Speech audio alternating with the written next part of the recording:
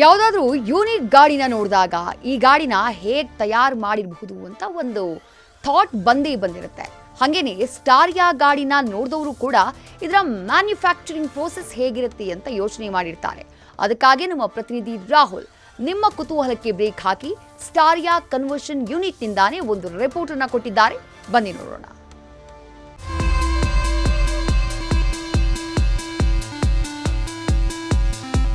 ಯಾವುದೇ ಒಂದು ಎಲೆಕ್ಟ್ರಿಕ್ ಗಾಡಿ ಆಗಿದ್ರು ಕೂಡ ಅದರ ಒಂದು ಹಾರ್ಟ್ ಅಂದ್ರೆ ಅದು ಬ್ಯಾಟ್ರಿ ಹಾಗೂ ಮೋಟಾರ್ ಆಗಿರುತ್ತೆ. ಸೊ ಇಲ್ಲಿ ಸ್ಟಾರಿಯಾ ಮೊಬಿಲಿಟಿಯ ಕನ್ವರ್ಷನ್ ಯೂನಿಟ್ ನಲ್ಲಿ ಇದ್ದೀವಿ. ಆ ಯೂನಿಟ್ ನಲ್ಲಿ ಈಗ ಒಂದು ಬ್ಯಾಟ್ರಿ ಟೆಸ್ಟ್ ಆಗ್ತಾ ಇದೆ. ಸೊ ಯತೀಶ್ ಅವರು ಕೂಡ ಇದ್ದಾರೆ, ಮಾರ್ಕೆಟಿಂಗ್ ಹೆಡ್ ಸ್ಟಾರಿಯಾ ಮೊಬಿಲಿಟಿ ಕಡೆಯಿಂದ.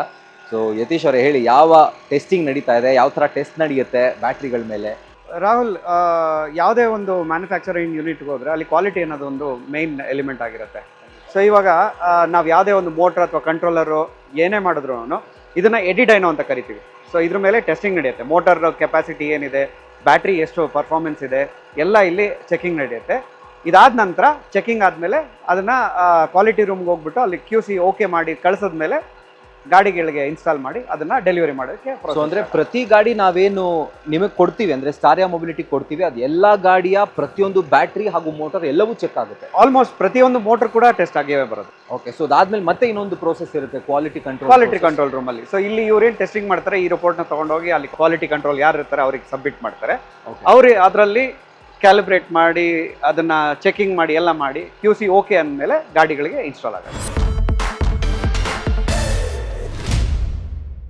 ಹಳೆ ಗಾಡಿ ಒಂದೇ ಕಡೆ ನಿಂತು ನಿಮ್ಮನೇಲಿ ಏನಾದರೂ ಅದು ತುಕ್ಕು ಹಿಡಿತಾ ಇದ್ರೆ ಯಾಕೆ ಅದನ್ನ ಹೊಸ ಟಚ್ ಕೊಟ್ಟು ಕನ್ವರ್ಟ್ ಮಾಡಬಾರ್ದು? ಸೊ ಸ್ಟಾರಿಯಾ ಮೊಬಿಲಿಟಿ ನಿಮಗೆ ಆ ಒಂದು ಸೊಲ್ಯೂಷನ್ ಅನ್ನ ಕೊಡ್ತಾ ಇದೆ.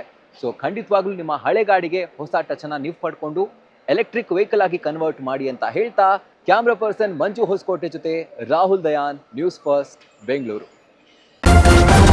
ನ್ಯೂಸ್ ಫಸ್ಟ್, ನಿರ್ಭೀತಿಯಿಂದ ನಿಮ್ಮ ಪರವಾಗಿ.